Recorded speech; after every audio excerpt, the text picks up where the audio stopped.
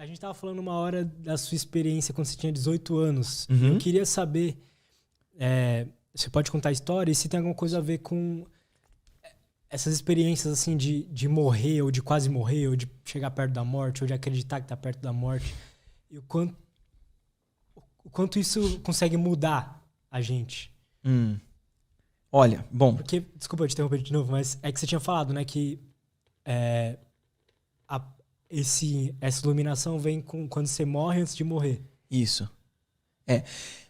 E aí, são várias mortes antes da gente morrer, né? Eu tava até falando hoje isso pro meu marido, que é chocante pra mim agora, mas pra quem tá de fora, porque você sempre vê o efeito de um treinamento de um mestre de verdade mais na pessoa de fora do que em você. Eu vejo hoje o Guilherme de agora e o Guilherme de 2011, cara, realmente morreu uma pessoa ali e nasceu outra. Pontos de vistas do mundo, vontade de interagir com certas coisas, gosto. Tudo bem, todo mundo muda, mas é que quem me conheceu na época fala, maluco, eu realmente virei outra pessoa. Mas foi por escolha mesmo, porque aquilo que eu estava sendo não estava sendo bom pra mim, daquela forma. O que aconteceu em 2011? Vinha acontecendo já. Eu nasci dentro de um centro espírita gigantesco, né? Eu até contei isso lá no A Deriva, que eu fui na televisão quando era criança. Eu vi essa entrevista lá. O menino médio, fluidos magnéticos. Bem, eu tive meu aprendizado lá, sou muito grato ao que eu aprendi lá, mas eu vivi dentro de um contexto de uma religião super gigante. A minha vida era basicamente isso. Eu era uma criança inteligente. Olha só, como todos nós, né, tem suas histórias. Eu sofria bullying, eu praticava bullying, eu era uma criança. Eu era o nerd que batia, sabe? Eu era o cara que tava ali lendo um monte de coisa, vinha alguém mexer o saco e literalmente eu partia pra cima da pessoa. Eu era essa pessoa complicada. Eu fui o filho que mais deu trabalho pros meus pais, mas de longe, assim. E aí, eu tinha uma série de processos espirituais rolando e, ao mesmo tempo, eu fui expulso dessa organização por uma série de questões. Hoje eu vejo como questões de maturidade do cara de 15 anos e dos velhos de 50, 60, 80. Entendo. Todo mundo estava sendo imaturo ali. Mas, no caso, eu tinha legitimidade para ser imaturo. Eles não. Pra você entender como foi sacana, eu era menor de idade, me botaram para fora, debaixo de chuva, meia-noite, eu não tinha carro, não tinha nada. Imagina, do lugar no qual eu nasci... E fui criado pra acreditar que era o melhor lugar do mundo. Deve ter sido um baque. Puta, e eu tô só contando essa experiência para as pessoas terem uma dimensão do que é um trauma, do que é uma machadada na constituição do nosso ego. Porque, poxa vida, eu vivi a minha vida em torno daquela experiência. Verdade ou não, bom ou não, eu reconheço que aquele lugar faz bem pra muita gente. Mas naquele momento fez mal pra mim. E, putz, né, minha família toda fazia parte, desde a minha avó, tios, tias, todo mundo. E eu era o cara que tinha ido na televisão com a dirigente do lugar e fui expulso. Sem direito de defesa, porque religião é bem assim, nesses grupos organizacionais, eles te amam e te odeiam com muita ambivalência. Por que eles começaram a te odiar assim? Eu era um cara muito intransigente, muito jovem. Pra você ter uma ideia, né?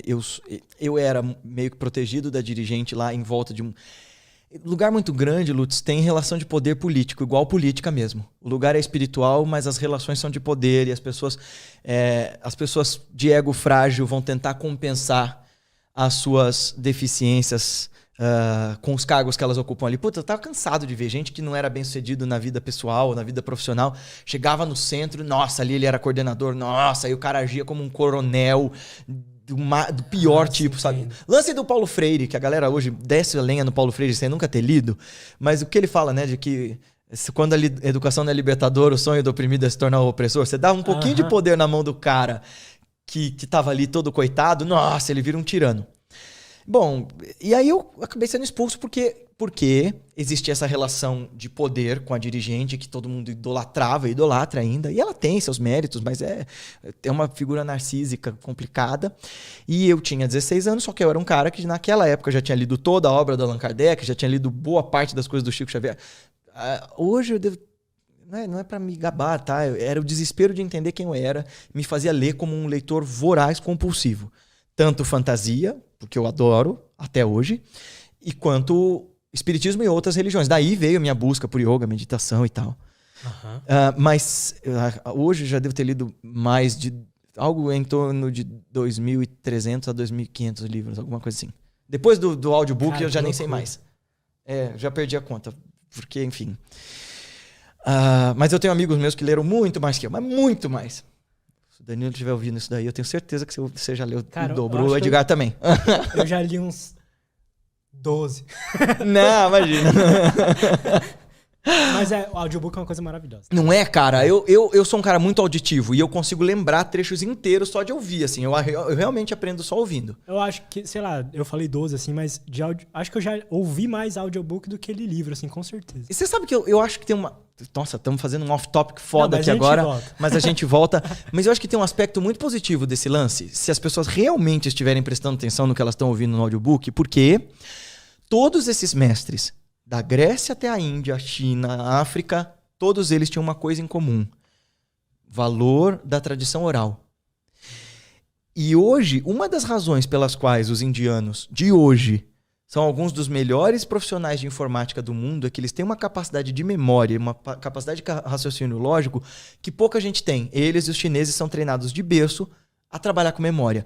E aqui no Ocidente, a gente acha que toda pedagogia tem que ser lúdica e não pode forçar ninguém a memorizar nada. Uma ova que não pode. Textos de livros inteiros. Eu concordo com a logoterapia, eu concordo que a pedagogia tem que ser lúdica, que tem que instilar a imaginação. E, ao mesmo tempo, tem que trabalhar essa fascinante faculdade nossa que é a memória. Puxa vida. E aí, olha só, os Vedas, que são os compilados dos textos mais antigos da Índia e alguns dos mais antigos da história da humanidade, eles eram passados oralmente de pai para filho. Imagina, são textos maiores que a Bíblia, Nossa. que você decorava o jeito de recitar e o jeito de depois... escreve aí, depois, Agni Kayana com Y no YouTube, vai aparecer um documentário, eu vou mostrar para vocês como é que os menininhos decoram até hoje os Vedas dentro das comunidades lá. É bem legal. Então, assim, se as pessoas estiverem realmente prestando atenção nos audiobooks e não simplesmente colocando o audiobook como um fundo musical para ter mais uma fonte de entretenimento, mais uma fonte de fragmentação da atenção, enquanto ela faz 1000 outras coisas, porque se ela fizer isso, né, aquele, né, caso ela não cesse, não acalme, como a gente falou lá atrás, ela volta pro turbilhão da mente, ela volta pra porra louquice total. Mas se ela for capaz de parar e ouvir o que ela tá fazendo, mesmo que seja na academia ou andando, isso vai melhorar muito a capacidade cognitiva das pessoas, penso eu, porque é um jeito de receber transmissão oral. Indiretamente, não é mais um mestre falando pra você, papapá, mas sei lá, talvez seja a nossa forma moderna de receber isso. Entendi.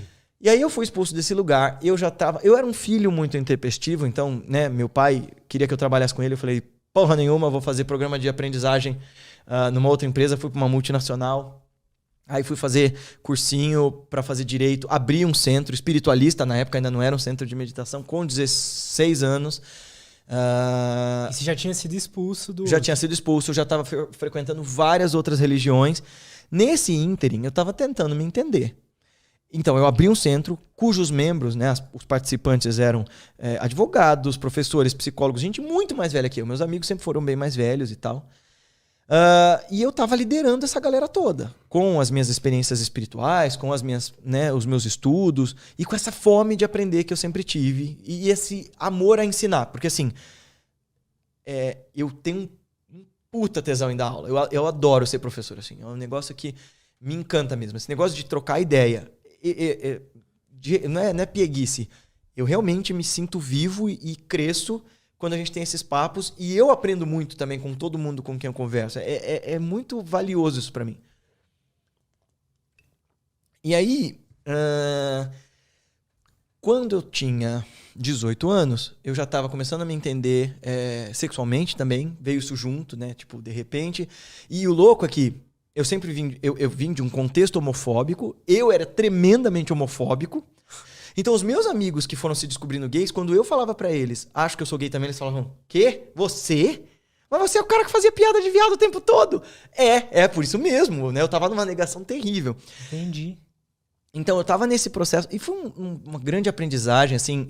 E eu dei uma sorte do caceta, assim, porque meu marido é uma pessoa realmente absolutamente especial. Todo mundo que conhece ele concorda e diz assim, o Felipe vai pro céu, não é possível. Porque pra ele te aguentar... Não, ele é uma pessoa singular mesmo, assim. É o amor da minha vida. E eu sei o quanto é raro achar isso hoje em dia, assim. Mesmo, assim. Eu te entendo nisso, eu acho. Nossa, é uma pessoa que é pacienciosa, ele é doce, gentil, delicado. Ao mesmo tempo, ele é super ácido com as piadas. E é um companheiro, assim, de tipo, eu sou a explosão e ele é o cara que, quando eu tô explodindo, ele diz assim, mas por que você tá brigando? Com quem que você tá brigando? Fica calma. Eu, como é que você tá calmo no contexto desse, né? É muito legal. Mas você já até... conheceu ele nessa época? Não. Então, eu conheci ele um ano depois da crise total, assim. Graças a Deus, né? Ele não teria chegado perto de mim. Eu conheci ele numa rádio. Eu já conto essa história. Uhum. Mas aí, assim,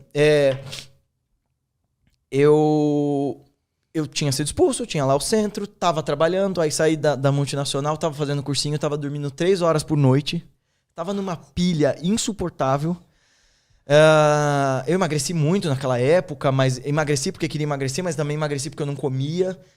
E começou a vir uma angústia. De repente, aquele povo todo me seguindo. Eu tava me descobrindo sexualmente, mas não contava isso pra quase ninguém. Quem sabia disso era a pessoa que dirigia o centro lá comigo, uma mãe de outras vidas, uma grande amiga, Aldelise. E acho que era ela e quase mais ninguém. Eu não tinha coragem de falar disso pra ninguém. Ao mesmo tempo, eu tinha todas essas experiências espirituais que eu achava que eram loucuras da minha cabeça. Então, o contexto das coisas que eu vivia sempre foram tão intensos, desse negócio de atender, porque isso era a minha vida no espiritismo e continuou quando eu abri meu espaço. Cara, uma criança. Cara, me botaram pra atender, quando eu fui na TV, me botaram pra atender suicida, eu tinha 13 anos. É isso que eu falo que é abuso moral, porque as pessoas falam muito de abuso sexual dentro das religiões. Eu sofri abuso moral lá num nível inacreditável.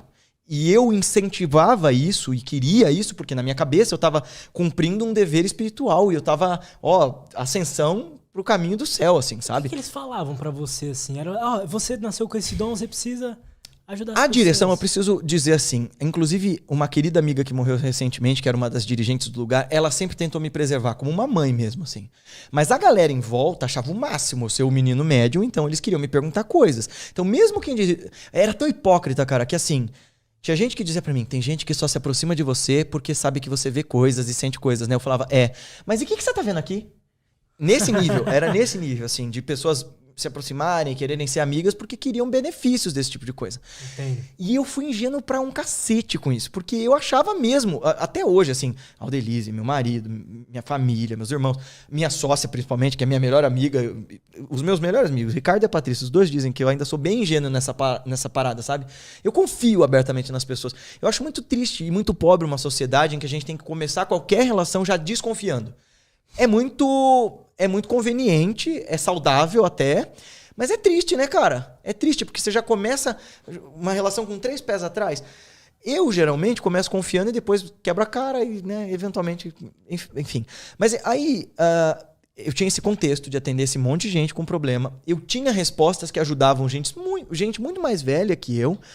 Entendi. E, de repente, a crise suicida veio porque eu tinha respostas advindas também dessas fontes, né, dessas outras fontes de sabedoria e tal. Mas eu tinha respostas para o sofrimento de um monte de gente e eu não estava sabendo resolver o meu. Eu estava sabendo ajudar um monte de gente e eu não sabia me ajudar. Eu sabia dizer para as pessoas como elas podiam se transformar, mas eu não sabia me transformar. E eu comecei a sentir um esvaziamento tão terrível que eu só pensava que a única saída possível fosse me aniquilar, me matar. Ainda influenciado pelo espiritismo, eu achasse que eu ia para um lugar péssimo se eu me matasse, era a única coisa que me cabia pensar naquela hora. Era um desespero insuportável. Eu ensaiava todo dia me tacar no trilho do metrô. Porque você não entendia como que você podia ajudar tanta gente, mas não conseguia se ajudar. Eu me senti uma fraude mesmo, sabe? Tipo, o cara que dava palestra já desde os 13 anos, o cara que, sabe, nunca teve problema com palco, o cara que era um menino prodígio, todo mundo chamava de iluminado, menino médio, bibibibobó, e eu não tava sabendo dar conta de mim. E ninguém me explicou como dar conta de mim, porque tudo, né, na prática a teoria é outra. E aí os amigos que eu tive nessa época foram fundamentais. Além da ajuda espiritual, além da ajuda clínica e tudo mais.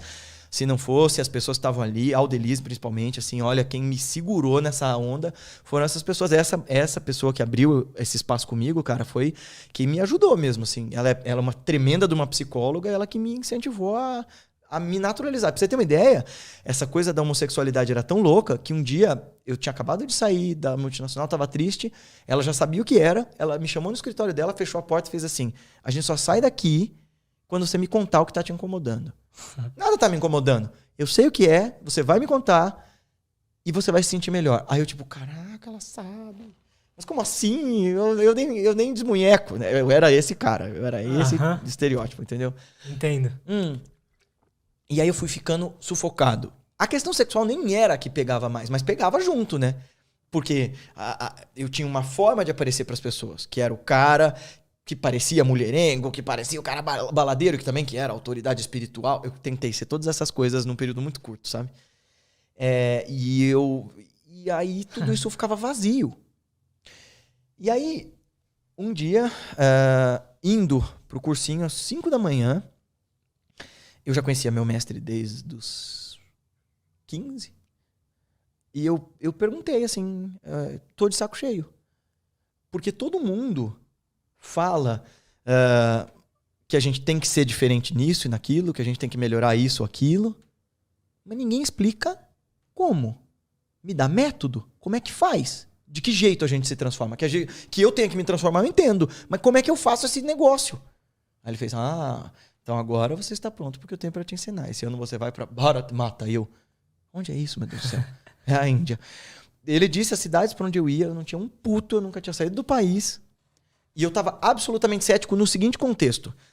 Eu estava no cursinho e tudo mais, eu fui no neurologista, e hoje estudando neurociência eu sei que não tem nada a ver, mas eu fui no neurologista para perguntar para ele, falei assim, olha, eu acho que eu sou esquizofrênico, porque eu vejo coisas, sinto coisas, experimento coisas, eu acho que isso é irreal, eu não quero ir no psiquiatra, porque eu acho que psiquiatra sempre vai achar problema mesmo quando a gente não tem. Sim, eu tinha esse preconceito com a psiquiatria, mas eu fui no psiquiatra mesmo assim. Só não tomei a medicação na época, mas eu fui escondido dos meus pais, eu catei o livrinho do plano de saúde, fui lá e tal. Aí o neurologista ficou olhando pra mim e fez assim, tá, mas o que tá acontecendo? E aí eu comecei a contar tal.